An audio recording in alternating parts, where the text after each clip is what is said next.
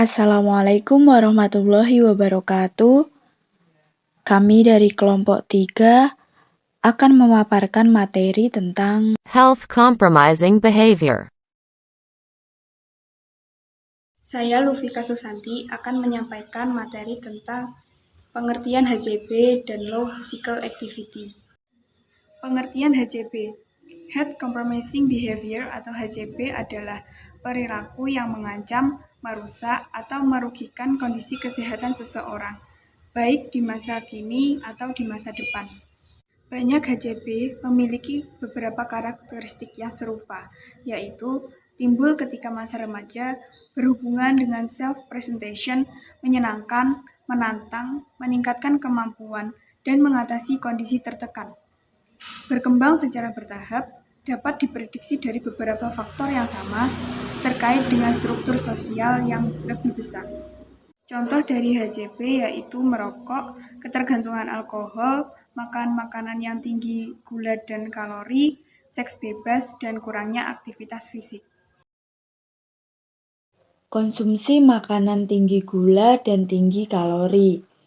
Keinginan untuk mengkonsumsi makanan manis ini sangat dipengaruhi oleh kebiasaan dan lingkungan. Semua ini ditunjang oleh berbagai kemudahan untuk mendapatkan makanan manis. Dan bisa juga dipengaruhi oleh kebiasaan seperti kurang tidur. Asupan kalori idealnya per hari untuk wanita sekitar 1.800 sampai 2.000 kalori, sedangkan pria 2.000 sampai 2.500 kalori. Kebutuhan kalori tersebut harus dipenuhi secara berangsur-angsur yang dibagi menjadi 5 waktu makan, bukan 2 kali atau bahkan hanya sekali. Menurut Organisasi Kesehatan Dunia, acuan mengkonsumsi gula berdasarkan usia, yaitu dewasa tidak lebih dari 30 gram atau 7 sendok teh per hari. Untuk anak-anak usia 7 sampai 10 tahun, tidak lebih dari 24 gram atau 6 sendok per hari. Untuk anak usia 2-6 tahun, tidak lebih dari 19 gram atau 4 sendok teh per hari. Efek buruk yang bisa terjadi jika seseorang terlalu banyak mengkonsumsi makanan manis dan terlalu tinggi kalori, yaitu beresiko diabetes dan obesitas, dan kemungkinan terserang penyakit jantung, dan juga kerusakan gigi. Bakteri dalam mulut akan berkembang dengan cepat jika kebutuhan pangan utamanya, yaitu gula, terpenuhi. Gula juga bisa mempengaruhi kesehatan mental, seperti sulit fokus. Asupan gula tinggi mempengaruhi fungsi kognitif dan kinerja. Konsumsi gula tinggi juga berkaitan dengan penyakit dan kehilangan memori yang dapat merusak kemampuan belajar. Dan juga emosional yang tidak seimbang. Terlalu banyak mengkonsumsi gula menyebabkan perubahan suasana hati. Hal ini dapat berkontribusi pada emosional kecemasan dan perilaku agresif. Yang selanjutnya yaitu perilaku seks bebas. Seks bebas yang dikenal di Indonesia adalah perilaku seks yang dilakukan di luar nikah. Dan di dalam praktiknya, hal tersebut bisa terjadi antara satu pasangan atau satu orang dengan bergantian pasangan. Hal ini juga dapat dilakukan tanpa komitmen atau bahkan tanpa ikatan emosional, termasuk ke dalam seks dalam pacaran, seks pranikah, cinta satu malam, prostitusi, hingga bertukar pasangan dengan pasangan lain. Ada beberapa faktor yang menjadi penyebab perilaku seks bebas, yaitu pengaruh media elektronik, pengaruh lingkungan, rendahnya pendidikan moral agama,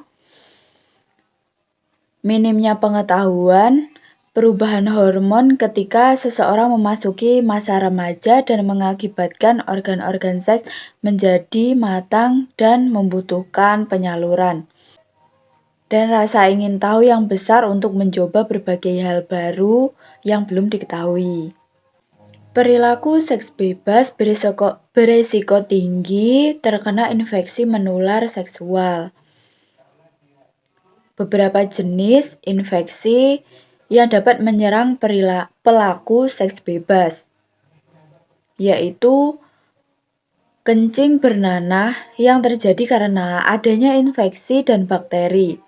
Dan yang kedua, hepatitis B yang ditandai dengan gejala seperti kelelahan, mual muntah, sakit perut, demam, dan diare.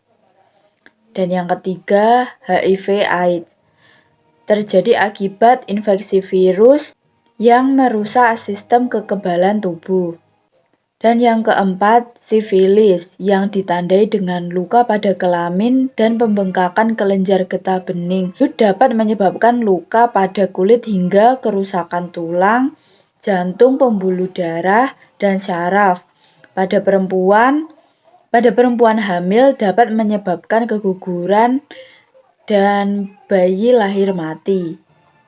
Melakukan seks bebas juga berdampak pada kondisi psikologi, yaitu memengaruhi perkembangan karakter.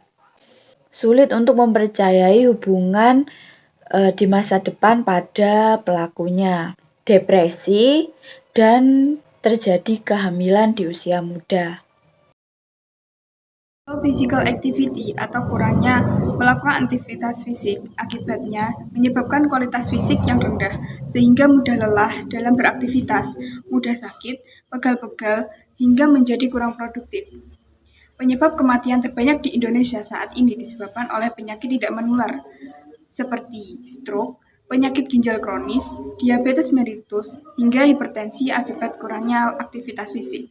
Berbagai gangguan tubuh akibat kurangnya aktivitas olahraga, yaitu 1. Selalu merasa lelah, badan pegal-pegal, stres yang bertubi-tubi, tidak pernah merasa kenyang, konstipasi atau sembelit, berat badan naik, dan kesulitan tidur.